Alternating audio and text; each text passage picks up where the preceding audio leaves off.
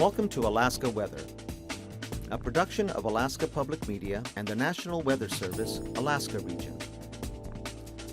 Produced and broadcast daily from the studios of KAKM, Alaska Weather provides complete forecasts, public, marine, and aviation for all of Alaska.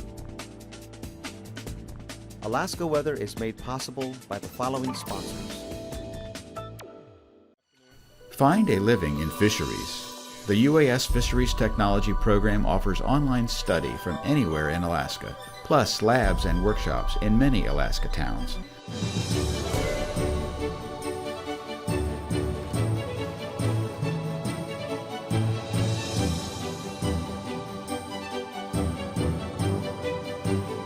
Is most likely a chum.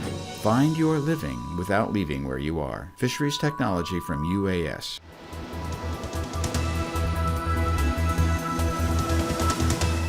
The National Weather Service. Good Monday, everyone. I'm meteorologist Dave Snider with you on this 11th of April. I was thinking about the date and thinking, let's see, how many more days do I have left to file my taxes? We're almost there, right? But that's not why we're here tonight. Let's talk about the weather. The 11th of April, it is time to check your weather at weather.gov/Alaska or arh.noaa.gov. You can always call the weather info line at 800-472-0391. Now I have taxes on my brain. I'm sorry you do too now. You can find us on Facebook, on Twitter, and on YouTube at AKwx TV. After this show, you can get the complete broadcast on YouTube, and it works really well on your mobile device. If you haven't tried that, check it out and just bookmark it. You can even subscribe, and your phone will tell you when there's a new edition of Alaska Weather on YouTube. So lots of different ways you can stay up to date with your local weather information. On Twitter, of course, I have conversations with people all day about Alaska weather, and I'd love to chat with you too if you want to try that. Just use the hashtag AKwx and say, hey, Dave Snider, I'm talking to you, and we'll strike up that conversation about Alaska weather where you are in between Alaska weather shows. And of course, NWS Alaska is a great way to follow the Facebook message there. We've talked about things like Weather Ready Nation. What is that and why do you care? You can find out more information about the Weather Ready Nation program. Sometimes we'll talk about spotter information. If you'd like to tell us about what's happening with breakup on your river in your part of Alaska, it's a great time to jump on Facebook and let us know what you see. And we love pictures too. We'll even share them here on the show from time to time. Here's a look at the hazardous weather, the stuff that's happening right now that's really making impact where you are. And that would be on the North Slope. We continue to see blowing and drifting snow and strong easterly winds that are expected to continue at least through tonight and into early tomorrow morning, probably 6 o'clock or so, at least for a recheck of if these warnings and advisories will continue. The red areas, of course, are blizzard warnings. Those are continuing for places like Kuparuk, Prudhoe Bay, Dead Horse, all the way out toward Kaktovik. And then the northeastern slopes of the Brooks Range under a winter weather advisory, as well as areas around Point Barrow and southward toward Atkasuk. So we're still looking at gusty winds. We're still looking at blowing and drifting snow, and especially the worst part about that is the poor visibility and the inability to perhaps get to where you're trying to go. So as I've been saying the last couple days, make sure you have a plan. If you're going out in blizzard conditions, it's obviously not the best plan. But if you have to go out, make sure that someone knows you're coming, someone knows where you're going, someone knows when you get there, and can track your steps there in case things don't go just right. So make sure you have a plan if you are in any of the yellow or red shaded areas there. Winter weather advisories are yellow. Blizzard warnings continue in the red shaded areas, both until 6 o'clock in the morning tomorrow at least. Now, as we look toward breakup and that gradual warming and toward spring, we have an outlook here from the Alaska Pacific River Forecast Center. A lot going on here, so I'll do my very quick and best job to tell you about it. But before we get a whole lot further, make sure you tune in on Wednesday because our friends from the Alaska Pacific River Forecast here will be on the show, and they're going to tell us all about this and tell us the really nitty-gritty stuff that you want to know when you live here or here or here or maybe up there. So good stuff, and make sure you watch on Wednesday, and if you can't, watch it on YouTube for sure. Right now, the areas shaded in green, including southeast, south central, Cook Inlet, Copper River Basin, and into the upper Tanana Valley, are all expected to be below average threats for snowmelt runoff compared to the average or an average year. If you look up north, you can see a moderate to high risk for flooding along the Sag River there as you get closer to the north coast there. And out across south and west, some low to lower moderate areas of concern for flooding along the lower and middle Yukon Valley and points northward. So all in all, we don't see anything that's really highlighted in that high level, which is good news right now. This is subject to change, and it may change throughout the season. One exception, though, of course, would be the Sag River there, and that, of course, is similar to conditions that we saw last year at this time with flooding along the river region there and the road. The breakup map, this is what's happening right now. This is not an outlook. This is things are happening, and we're plotting this on the map for you. Right now, just about everything's mostly ice, but you can see a few changes from the last update we had on the 6th, and there are some areas that are opening up there along the upper Tanana Valley, as well as areas on the Susitna Valley, and then across southwestern Alaska, some opening reported there. Your information makes a difference on this map. If you call from Circle or perhaps along the Kuskokwim and you say, hey, you know what, all the ice has gone out, and here's a picture, they'll probably update the map. And that's going to happen a lot more here in the next couple of weeks with your information and the River Watch program going on with the state of Alaska and your local tribal leaders there. So a huge program that affects many people in Alaska. Please help and do your part and help your neighbors up and downstream with your information. That makes a big difference all the way around. On to the weather here. What's going on right now? Low pressure moving across the Gulf of Alaska is continuing to swing up. Surges of moisture across south central, southwest, and southeastern Alaska. Here's another one coming your way, moving up toward the Dixon entrance tonight. And you can see a ribbon of moisture lingering across the north and eastern coastal plain. A lot of dry air across the central and western part of the interior and Norton Sound as well. We still have warmer air moving northward across the YK Delta and into Kotzebue Sound, but just a little bit further to the west, air is dropping southward, and that colder flow is encouraging the ice to move around. And we've got a lot of warm air that's also encouraging the ice to shift around across the YK Delta and southwestern Alaska, Atoll Strait, and west of Nunivak Island. So still a lot of changes there and a lot of movement in the ice pack across the Bering Sea. In the meantime, some of our heavier rainfall again today has been around the Kenai Peninsula coastline and the eastern side, Prince William Sound, Kodiak Island, and down across southwestern Alaska. But there is a pretty good handful of dry air across the northern Gulf Coast. So you're going to see that break up a little bit more as we go ahead into the next 24 hours. This thing kind of ease up a little bit and the moisture spreads out a little bit more across the Gulf. The focus will probably shift a little bit further to the east and into southeastern Alaska as we get into the midweek. And the other good thing is that high pressure currently sitting across the Arctic Ocean and creating quite a bit of wind across the north and eastern coast, especially the central and eastern Beaufort Seacoast. That should shift just a little bit more to the east as we get into the midweek. That we'll probably see some of those conditions let up at least a little bit, maybe a lot of it. So some good news there perhaps for those of you on the northern coast looking for a little bit more of a break. In the meantime, out west of the Pribilofs, you see a weak area of low pressure at 992 millibars. That's kind of an extension of this wave that's sitting across the Gulf of Alaska there at 982 millibars, a little bit further south. Some pockets of rainfall today across Prince William Sound, the northern parts of southeast, all the way to Yakutat and Kodiak, and areas of blowing snow across the north coast. No surprise there at all. And just some fair weather clouds, it looks like, across the Yukon Valley, almost from tip to tail across Alaska there and well into western parts of Canada and the Yukon proper. Tonight's forecast shows low pressure spreading out a little bit more across the Gulf at 986 millibars. You see that south and easterly flow rounding the Gulf there. If we're going to see any areas of stronger turbulence, this is the kind of pattern that would kind of squeeze that wind out of the Copper River Basin across northern parts of southeast as well. Watch for areas of light snow showers to develop across the upper Yukon, and on that trail of moisture that we saw in the satellite picture, that's the same area right there.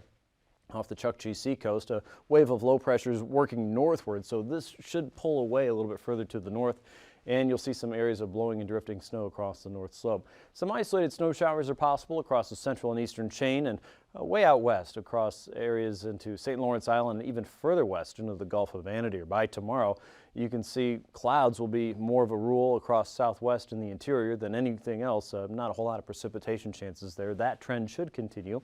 Look for areas of light rain across the coastal communities and a little bit more focused and widespread across southeast.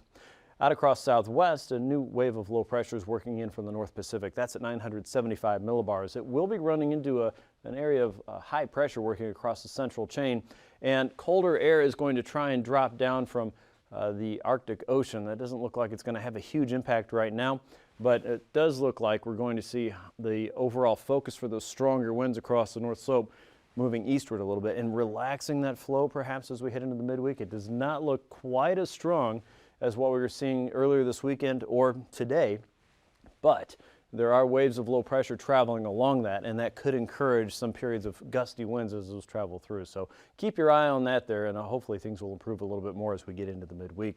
In the meantime, for the central and eastern chain, that 986 millibar low should stay just south of the Aleutians in the Alaska Peninsula, but that could encourage a stronger southerly flow working across some of our gaps across the southern AKpen and into the central and western chain, more of a north and easterly flow developing there. In the meantime, south central and southeastern coastal communities still looking at clouds and generally light rain throughout the day for Wednesday afternoon. For your temperatures today, it looks like temps in the upper 40s and lower 50s were the rule for most of southeast. Cordova hit 47, Anchorage 51, Homer near 42. It was 54 in Fairbanks, and Eagle saw 43 degrees. Northway was 50. 28 in Fort Yukon, 17 in Barrow, 20 in Kaktovik. Most of Kotzebue Sound saw temps at or even above freezing today. From Kivalina at 32 to Kotzebue at 35. 36 was a temp in Nome at 3 o'clock. Around Unalakleet it was 46, 49 in McGrath, 46 in Galena. Southwestern temperatures saw readings in the upper 40s to even 50 degrees around Bristol Bay. Lower 40s for Kodiak Island. A few more clouds and raindrops for you today. The Alaska Peninsula had temps in the lower to mid 40s, including Sand Point at 43, 40 in St. Paul, 39 in Atka, and 35 out in Attu today. For South Central, look for overnight lows above freezing in most cases. 42 in Kodiak, upper 30s and low 40s for Southeast. The Middle Tanana Valley will go just below that freezing point. 16 in Fort Yukon, 8 in Barrow, with Kotzebue Sound seeing overnight lows in the lower 20s. Nome near 29, Bristol Bay in the mid-30s, with Nunivak Island about 29 degrees, 33 in St. Paul, 24 for Gamble, and the upper 30s are expected for most of the Alaska Peninsula and the chain in the lower 30s.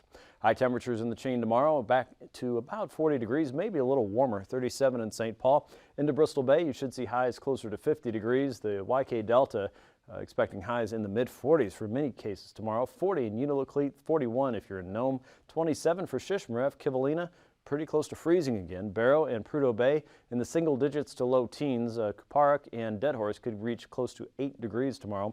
Low to mid-50s for the Cook Inlet region. The Middle Tanana Valley just shy of 50 degrees. And southeast in the upper 40s and lower 50s. The capital city, you're looking at about 50 tomorrow afternoon. IFR conditions should continue for the North Slope as you would expect, with a blizzard warning out. And for St. Lawrence Island down to St. Matthew Island, IFR is expected there from Kodiak Island eastward around the core of that low pressure system. As we get into the daytime tomorrow, you'll see that shrink a little bit, but IFR could linger over Kodiak tomorrow around the north coast of St. Lawrence Island and across the central and eastern Beaufort seacoast. Watch for IFR flying conditions there. Here's your pass conditions. Anaktuvik and Adigan Pass, we expect to see MVFR conditions throughout most of the day. Lake Clark and Merrill Pass should see some gradual improvements. Rainy Pass may hold around VFR. Windy Pass, we expect to see VFR through most of your Tuesday. Isabel Pass right now looks to be VFR flying, and Mentasta Pass will also see gradual improvements throughout your Tuesday afternoon. Tanita Pass, we expect to see VFR by the end of the day, and for Portage Pass, probably some gradual improvements on the eastern side. The western side, as usual, a little bit better off. Chilkoot and White Pass, a little bit of a difference this time. MVFR for Chilkoot a little bit further east. Conditions could be better at VFR for White Pass. Here's your freezing levels then. You can see that warm and wet air has been punching northward into Norton Sound. The surface freezing line slowly being drugged northward. Not quite as far north as Nunivak Island and into the southwestern parts of Alaska as it was just the other day. And it's still holding close to the northern Gulf Coast with that warm and wet air spreading out a little bit more to the east. Again, you can see the weather pattern changing just a little bit. Icing potential has some hot spots across the North Slope above 6,000 feet. Most of that south of Atkasuk toward the Brooks Range and around St. Lawrence Island off the YK coast, and in the advance of that new low pressure system coming up out of the Pacific at above 3,000 feet for areas from Kiska to Attu, and around Kodiak Island to Sand Point above 5,000 feet, stretching into northern and central parts of southeast. Isolated moderate is possible in that area. Your jet stream shows some bumps and dips across the main highway of weather here coming off of eastern Asia, anywhere from 135 to 150 knots. You can see that rounding a stronger area of low pressure across the Gulf. This is our core weather player here that occasionally moves out of the way or strengthens. It's been sitting there for quite some time, but we also have that ridge of high pressure sitting well over the Arctic. and that's keeping a lot of that weather from really changing position too much up north, and also focusing some of those stronger winds in from the north and east. At 9,000 feet, you can see those winds blowing at 10 to 20 knots. A south and westerly flow coming into southeastern Alaska at 30 to 40 knots. Coastal areas in the northern Gulf at 25, and an offshore flow for all of the YK. At 3,000 feet, that broad southeasterly flow takes over most of the state from the coast at 30 to 35, out across the lower and middle Yukon Valley at 10 to 20, and then our stronger southeasterly winds really pick up as they leave the north slope at 20 to 45 knots at 3,000 feet. Turbulence potential then probably the worst around the central and eastern Beaufort Seacoast below 4,000 feet. Some chop along the outer coast of the Gulf for southeast and south central, and below 4,000 feet for Kodiak Island out toward Sand Point and across the central and western chain, all below about 4,000 feet to the surface. That's a look at your aviation forecast. I'll be back with a look at your sea ice edge and your marine weather here in just a few minutes.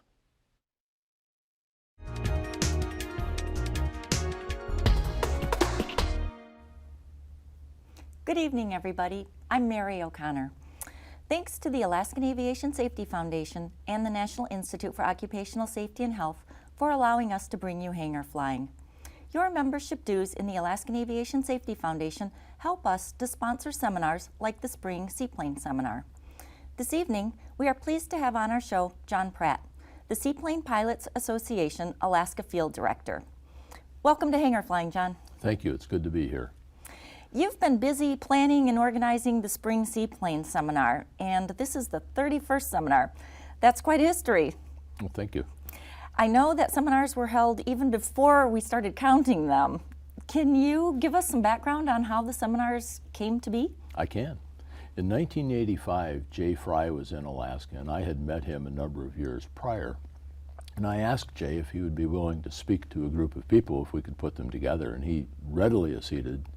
And we had the use of the hangar at the University of Alaska Aviation Complex, and we filled it. We filled it right up to the top with people. He gave a very good talk, talked about a variety of things to include maintenance, operations, the whole little history on Edo Corporation. And after it was done, I thought to myself, this was really a good thing for us in Alaska to have. So I talked to other organizations. I talked to the Safety Foundation. I talked to EAA, the 99s, Airmen's Association, and as a group, we decided to put on the an annual seaplane safety seminar. We wanted to hold it in the April time frame because the ice is about to go out then. People are starting to get the urge to fly again. You don't have to chip ice off the airplane and pull covers and that sort of thing. And one of the things that we did is that I decided that we should have a memento for people to take away from the organization, the seminar, in addition to a safety message. And this is a picture of the very first Seaplane Pilots, or the Seaplane Association's organizational patches. You'll notice that this one says float patch. Yes, it says float safety. Yes, and the interesting thing about it is that afterwards, after this, we did a hot wash to come up with things that we did well and things that we could improve on. And one of the people pointed out that there are many ways to fly off the water. One is floats, the other is amphibs, the other is hulls. So we changed the name of the gathering. And I see that we're still talking safety, and 31 years later, safety is still a big factor in what we are talking about and what we're trying to instill in people. It is, and as I mentioned a moment ago, the idea is that when you leave this gathering, you will receive that little nugget of knowledge that at some point in the future, as you're out flying around the water or working around the airplane, you'll all of a sudden think to yourself, wait a minute, we talked about something like that before, and I don't think I want to do this. It might not come out well.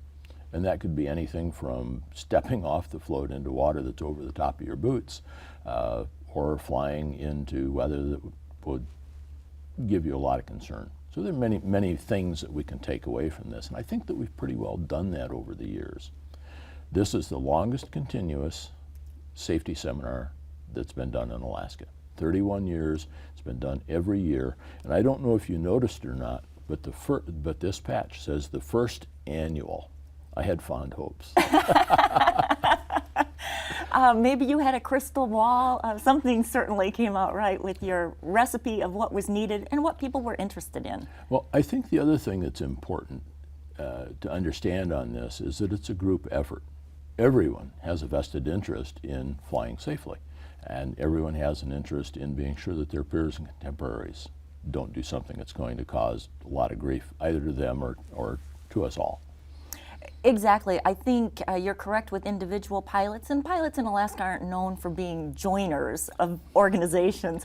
But hopefully we'll have information that appeals to individual pilots as well as the organizations.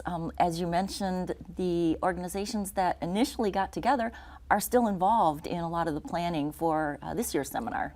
That's true. And the other thing is that we all have interests that vary somewhat. And each organization provides a slightly different perspective on things. And I've always advocated that a person find an organization that reflects their value system. Join and be an active participant. Join many, because there is strength in numbers. That's absolutely true. And going back to the organizers, it certainly is in the interest of the National Transportation Safety Board and the Federal Aviation Administration to keep pilots flying safely. So they've been involved in seminars in the past, and hopefully they will be this year as well. Yep. I hope they continue to support us, and I think they will, because it's to the betterment of all of us, to the industry, to the individuals involved, to our families and loved ones.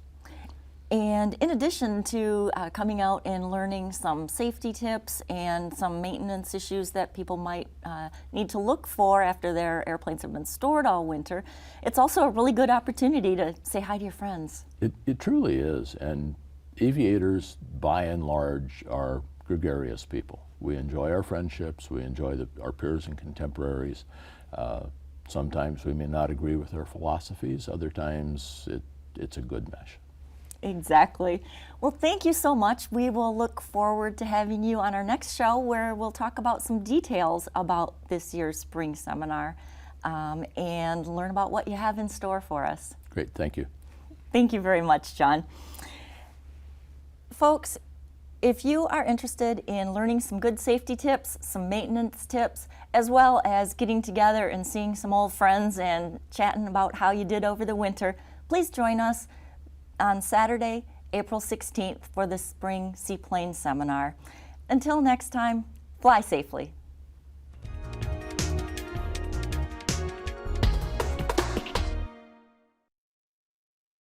Time for a quick check of the sea ice edge, and the latest flow continues. It's moving a little bit to the south and southwest at about 10 to 15 nautical miles. You'll notice some open water, and a lot of it north of Nunivak Island and also into Norton Sound and along the Seward coastline there. Don't be surprised to see a lot of that. If you look at the Shaktoolik web camera from the FAA, for example, you'll see plenty of open water there. You can always check this out anytime you want at weather.gov/anchorage/ice.php. Across southeast, look for the outer coast winds to run around 20 to 25 knots from the south and southeast, and seas will run about 10 to 13 feet generally through Tuesday and into Wednesday. Northerlies in the Lynn Canal at 15 knots, southeasterlies in Clarence Strait at 25 knots with a 6-foot sea. You'll see a little bit of a change there on Wednesday, not much. Winds go pretty light in the Lynn Canal as we get into Wednesday there. 2-foot seas continue, and along the outer coast, southeasterlies and a little bit more of an offshore flow from Icy Cape southward, 25 knots in all areas and 12 to 15-foot seas on Wednesday. For south central, look for generally light winds inside of Prince William Sound, 10 knots with a 2-foot sea. Easterlies a little bit stronger as you head out into the Gulf at 20 to 30 knots, 11 to 13, even 14-foot seas there east of Kodiak Island. North and northeasterlies coming down Cook Inlet past the Barrens and into Shelikof Strait, with seas jumping up quickly to 8, even 14 feet there as you get into Shelikof. By Wednesday, look for winds to go pretty slack in most areas, about 10 knots in most cases, 1 to 2, even 3-foot seas, about as good as it's going to get there west of the Barrens. And winds go fairly light across the north and western Gulf, 15 to 20 with a north and easterly flow continuing inside of Prince William Sound. Still looking at 2-foot seas, so maybe a good time to get out there in the water.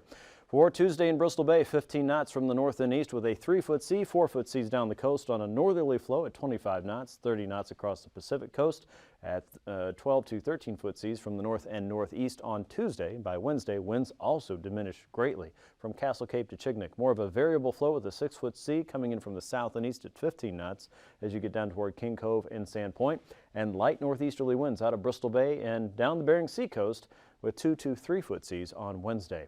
Across the Aleutians, northwesterlies from Atka eastward toward Nikolsky in Unalaska at 15 to 25, 4 to 5-foot seas there in the Bering Sea coast, and looking for 8 to 9-foot seas across the Pacific. Easterlies from Adak westward through Kiska and Attu at 8 to 10-foot seas there at 30 knots from the east.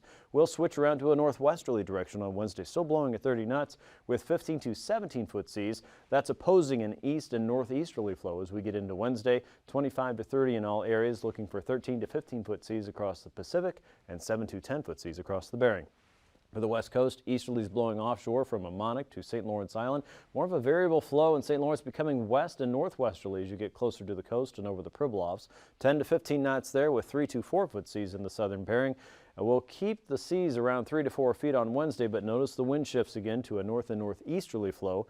Look for 10 to 20 knots there from the Kuskokwim Delta out toward the Pribilofs by Wednesday, and 15 to 20 over the ice from St. Lawrence Island to St. Matthew and north of Nunivak Island for the midweek. Across the north coast, look for easterlies to remain strongest across the central and eastern Beaufort, 30 knots there with winter weather advisories and blizzard conditions. Winds will be a little bit lighter as you head out toward the Chukchi. As you get into Wednesday, the winds pick up a little bit more around Cape Lisburn and Point Hope, with easterlies continuing at 30 knots from Prudhoe Bay to Dead Horse to Kaktovik, 25 knots from Wainwright to Barrow as you get into the midweek. Recapping tonight's weather, winter weather advisories and blizzard warnings continue for our northern areas, especially for the central and eastern Beaufort Seacoast, where blizzard warnings are up until 6 o'clock tomorrow morning. Be careful in those areas. Low pressure is expanding across the Gulf with rain expected across the coastal communities, Kodiak Island toward southeast as we go in through tonight.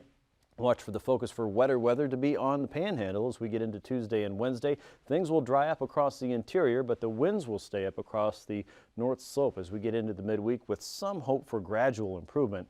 In the meantime, wind should come up for the Alaska Peninsula as we get into Wednesday as low pressure runs just south of the island chain. Periods of rain and snow will likely mix there with stronger northerly winds in the western chain by Wednesday. Thanks for watching Alaska Weather. We'll see you again here tomorrow. These forecasts are to be used for planning purposes only. Call 1-800-WX-BRIEF for a formal pre-flight briefing.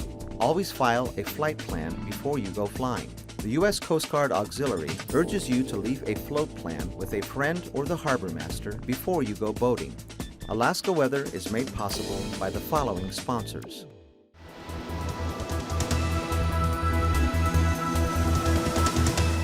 The National Weather Service.